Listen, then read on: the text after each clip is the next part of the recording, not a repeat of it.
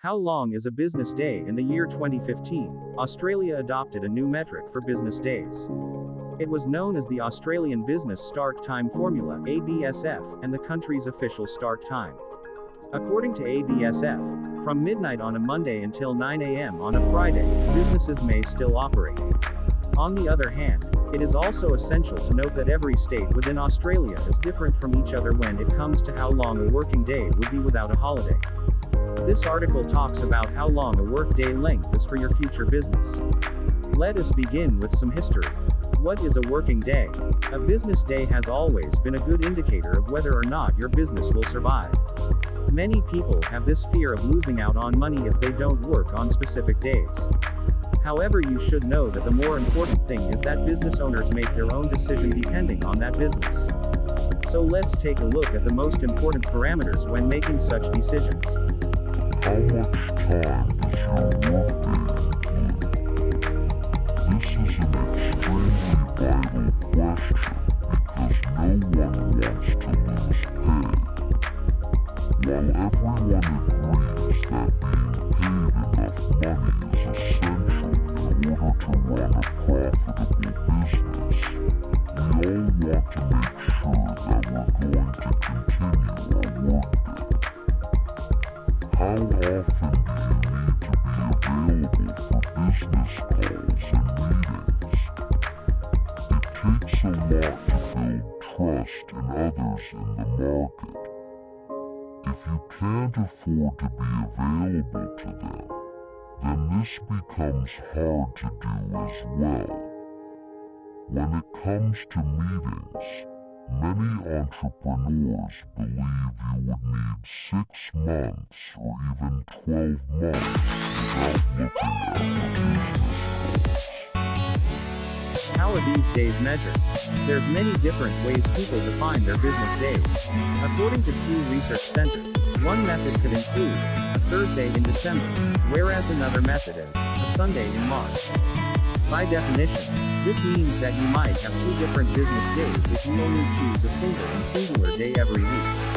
If you choose just 4 to 5 different periods, then you could be a busy person or slow worker. In addition to measuring the number of hours you would typically take, it must be kept in mind that sometimes it's easier to do something you're used to doing rather than go into everything at once. As such, most companies only get around by cutting back on things that they can't afford, like overtime. Another way the term weekend has its roots in this notion is seen in America. During the weekends, people tend to be more productive due to their less demanding work schedules and the amount of free time allowed on a weekend compared to the weekdays. You should know that there are 2 types of starting times. For those who want to know if starting times can actually be negative for a business, let us elaborate. If your starting time can affect your earnings, then that means it can also have negative effects. If you take a look at Google Trends, it appears there's a correlation between starting times and earnings. In essence, once an opportunity comes up, businesses' stock prices increase, too. According to statistics, this tends to happen. However, in the event that there isn't enough demand in the marketplace to keep the profit coming in. They further say that if there is insufficient demand out of your products or services, then this might impact your net income. If you look at our economy, we look at companies' profits too. In terms of profits, there are 2 types of companies. The ones which focus on low cash costs and make maximum returns while offering high-quality products and services, whereas the other focuses on high cash flows and making minimal returns. Even though these businesses are both good companies, one is better in terms of delivering results in the end. So whether it's about a company's profitability or the health of a person's work ethic, one must first consider what their particular starting times are.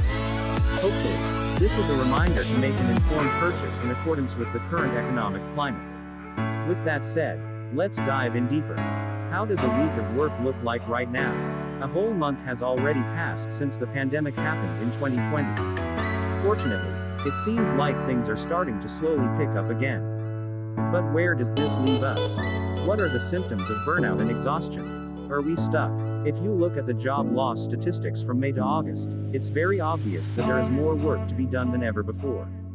Jobs were lost across nearly the entire globe as people realized the importance of resuming work during this pandemic. The reality is that we all do feel exhausted, but what is alarming are the numbers and the signs. While studies indicate that people find it harder to concentrate on certain tasks in their life at the moment, this is definitely true in the workplace as well as in any other sphere of life. Some signs of burnout, like lackluster performances and tiredness, make everyone wonder if the problem is really physical or mental. As far as starting times, starting a new job today might not have seemed so simple. As a result, as stated previously, it becomes very difficult to figure out when this happens and how you can adapt.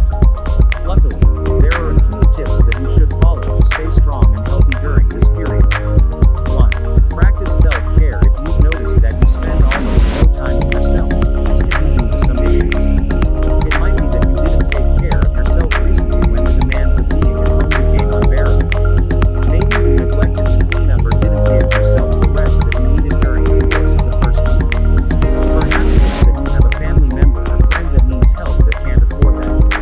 Whatever it is, you take the time to self-care. Give yourself that much-needed break by focusing on your mental or emotional well-being. 2. Focus on your health. As mentioned above, studies have indicated that working hours become unsustainable due to burnout and exhaustion. Studies also show that there is stress, anxiety, and depression that are linked to poor overall health. It is possible to get through stressful situations when you focus on your health and give yourself the rest you deserve. 3. Manage stress. It is imperative that you recognize when burnout is happening and manage the situation ASAP. Although it might seem like it's difficult, if you pay attention to your body and take care of when you know it's time to stop, then it will be easy to manage stress. Having a close eye on your body is the best place to address any concerns that arise over the course of the weeks to come. 4. Take risks. There are no guarantees if you'll actually work during your lunch break or whether your alarm will go off at 8 a.m. You probably won't get a raise or gain any traction in the office. You might lose a client or experience a setback in a project that you took on before. Don't allow yourself to become complacent about it or